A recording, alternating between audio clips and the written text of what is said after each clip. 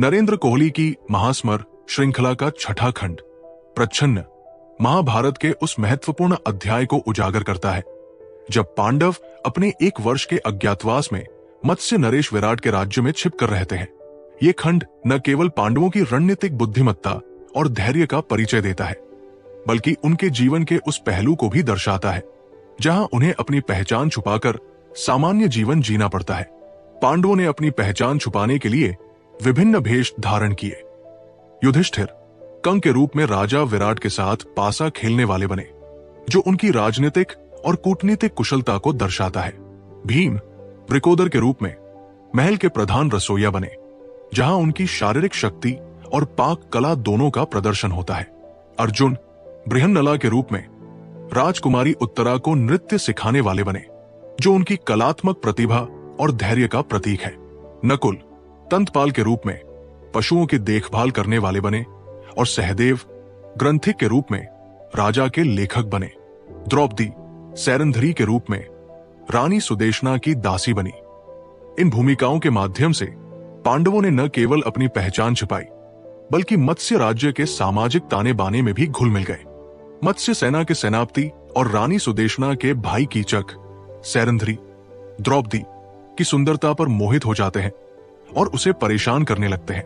द्रौपदी अपनी मर्यादा की रक्षा करते हुए भीम को कीचक के दुर्व्यवहार के बारे में बताती है।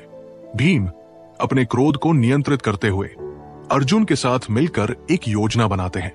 वे कीचक को नृत्यशाला में बुलाते हैं, जहां भीम उसे मार डालते हैं। ये घटना पांडवों की शक्ति और उनके द्वारा अपनी मर्यादा की रक्षा के लिए उठाए गए कदमों को दर्शाती है। कौरवों को पांडवों के अज्ञातवास की अवधि का पता होता है और वे उन्हें खोजने का प्रयास करते हैं। कीचक की मृत्यु से उन्हें संदेह होता है कि पांडव मत्स्य राज्य में छिपे हुए हैं। वे सुशर्मा और त्रिगर्त राजाओं के साथ मिलकर मत्स्य पर आक्रमण करते हैं। राजा विराट की अनुपस्थिति में राजकुमार उत्तर को युद्ध का नेतृत्व करना पड़ता है। अर्जुन बृहन्नला के रूप में उत्तर के सारथी बनते हैं और अपनी रणनीतिक कुशलता से कौरवों को पराजित करते हैं। ये घटना पांडवों की सैन्य क्षमता और उनकी रणनीतिक बुद्धिमत्ता को दर्शाती है। प्रच्छन्न खंड न केवल एक रोमांचक कहानी है, बल्कि ये धैर्य, रणनीति और नैतिकता के महत्व को भी दर्शाता है।